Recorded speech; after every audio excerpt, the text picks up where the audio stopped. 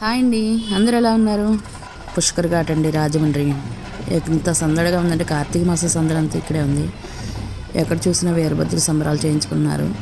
ఆఖరి అయిపోతుంది కదా కార్తీక మాసం. అమ్మవారండి, మాస శివరాత్రి కదా, అభిషేకానికి అయితే వెళ్ళాము. అభిషేకం చేయించుకొని మా చుట్టాలు ఒకళ్ళు వీరభద్ర సంబరం వేసుకుంటున్నారు. వాళ్ళు రమ్మన్నారు, అందుకైతే వెళ్ళాము. వీరభద్ర సంబరం వాళ్ళదేనండి ఇది.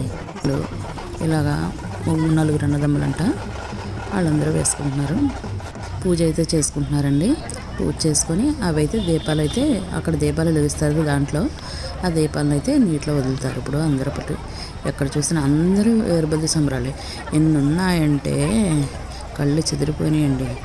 ఇంతమంది ఇక్కడికి వస్తున్నారు, అలా వస్తూనే ఉన్నారు. ఎక్కడ ఖాళీ లేదు అసలు జనం. అవన్నీ తీసుకుని దీపాలు పెట్టుకుని అందులో అందరూ అయితే నీటిలో వదిలి అక్కడ స్నానాలు చేసి వచ్చి అప్పుడు పూజ చేస్తారండి వీరభద్రులకి. మాకైతే ఇక్కడ రావి చెట్టుకి వేప చెట్టుకి కళ్యాణం చేస్తున్నారని మాకు ఒకరు తెలిసిన వాళ్ళు ఉన్నారు. అక్కడికి వెళ్ళాలని చెప్పేసి వీళ్ళు పూజ అభిషేకం అయిపోయిన తర్వాత అయితే నేనైతే వెళ్ళిపోయానండి. వాళ్ళైతే అవి తెప్పలు అయితే వదిలేసి వచ్చేసి ఇక్కడ వీరభద్రులకి అయితే ఊరేగించుకొచ్చారు కదా, వాళ్ళ ఇంటి దగ్గర నుంచి అలా నడుచుకొస్తారండి అందరూ కూడా. ఇంతమంది కూడా ఎక్కడికక్కడ అలా నడుచుకొని వచ్చి పూజ చేస్తారండి.